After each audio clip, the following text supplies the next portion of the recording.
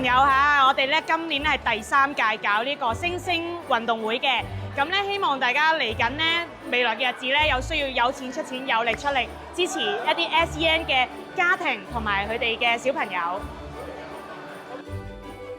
希望下年更多 SEN 嘅小朋友支持星星慈善奧運會 ，thank you。你睇下我哋今日咧有好多義工朋友咧，佢哋都好落力喎，都呼籲社會嘅各界人士咧，都對呢啲 SEN 嘅小朋友多啲嘅愛心，多啲嘅支持，多謝晒。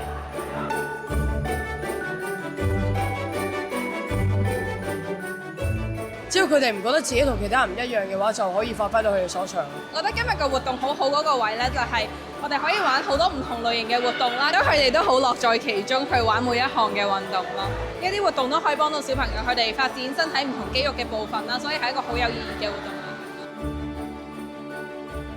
同埋我覺得幾開心，即係佢哋有得拎嘢啦，跟住之後同埋可以同我攞義工一齊去接觸多啲啦。我覺得呢樣嘢係對於佢哋嚟講，同埋義工都係一個好好嘅嘢咯。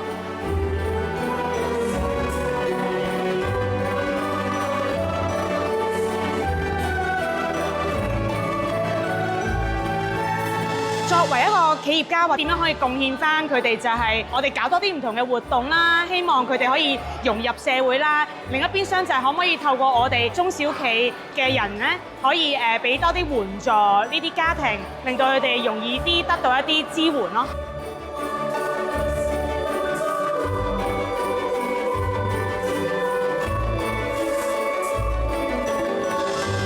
咁我係配對360呢個僱傭中心嘅創辦人。咁今次我哋好榮幸咧，我哋可以冠名贊助呢個星星慈善奧運會啊。其實我過往我哋都好接觸好多 SEN 嘅家庭嘅，都見到佢哋請工人姐姐咧有啲好特別嘅需要啊，或者有啲困難啊。其實我哋都好心同感受，都好想幫佢哋嘅。